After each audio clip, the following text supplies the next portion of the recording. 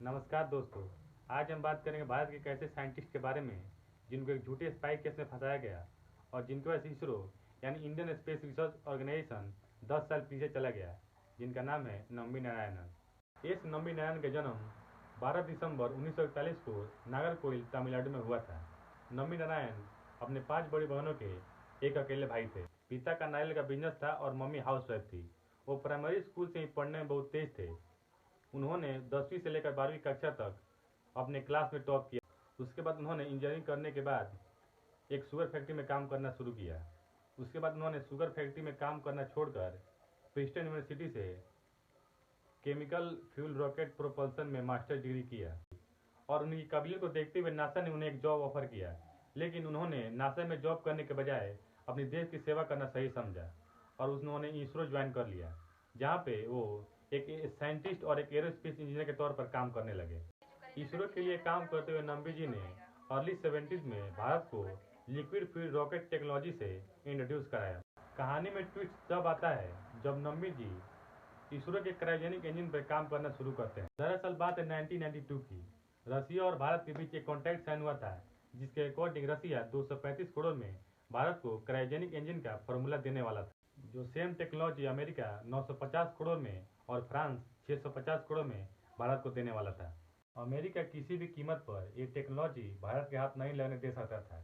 इसीलिए अमेरिका और फ्रांस ने रसिया पर दबाव बनाया कि इस कॉन्ट्रैक्ट को कैंसिल करने के लिए, जिससे नासा को करोड़ों डॉलर का नुकसान हो जाएगा।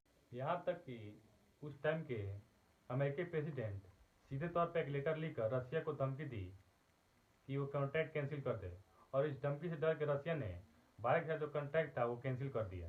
लेकिन उसके बाद क्योंकि रसिया भारत का मित्र था, इसीलिए भारत ने एक और कॉन्ट्रैक्ट साइन किया रसिया के साथ, जिसमें यह तय हुआ कि भारत और रसिया के वैज्ञानिक दोनों साथ मिलकर भारत के लिए क्रायोजेनिक इंजन को डेवलप करेंगे, जो नम्बी जी के अकॉर्डिंग 1999 में बनकर तैयार होने वाला था और इस प्रोजेक्ट के डायरेक्टर नम्बी जी को बनाया गया। यहाँ से इस षड्यंत्र की शुरुआत होती है। बात है अक्टूबर 1994 की। केरल पुलिस एक महिला को गिरफ्तार करती है तिरुवनंतपुरम से, जिसका नाम था मरियम रशीदा। उस पर आरोप था कि वो वीजा एक्सपायर होने के बाद भी भारत में रह रही थी।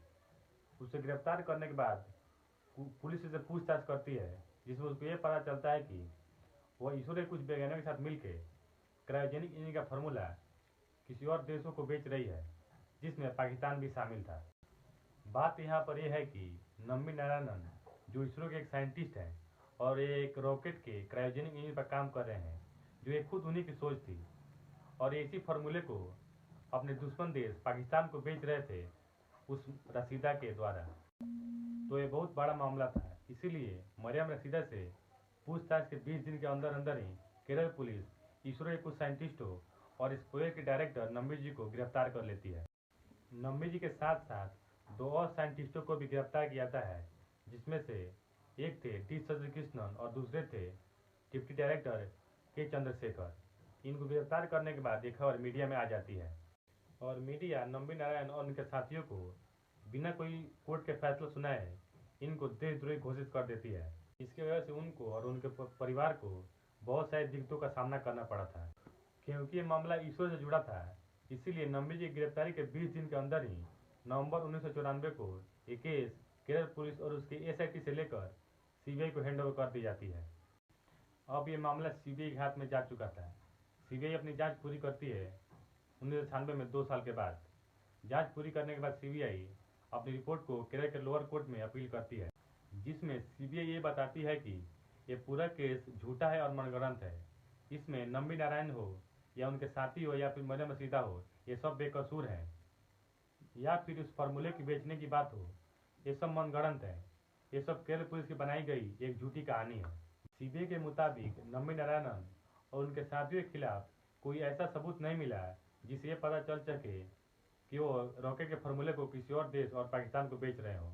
अब ये मामला सुप्रीम कोर्ट जा पहुंचा, जहां पर केरल सरकार ने इसे दोबारा जांच करने की मांग की और ये जांच अपनी स्टेट की एजेंसी एसआईटी और केरल पुलिस से करवाना चाहती थी, क्योंकि 20 दिन के अंदर ही इस केस को एसआईटी से लेकर सीबीआई को हैंड ओवर कर दिया गया था।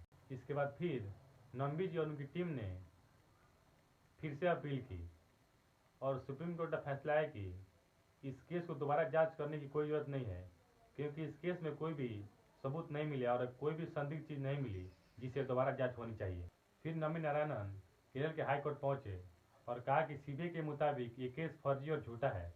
तो फिर उन पुलिस वालों का क्या जिन्होंने ये झूठा केस बनाया और मेरे कैरियर को बर्बाद किया, उनके खिलाफ भी कार्रवाई होनी चाहिए।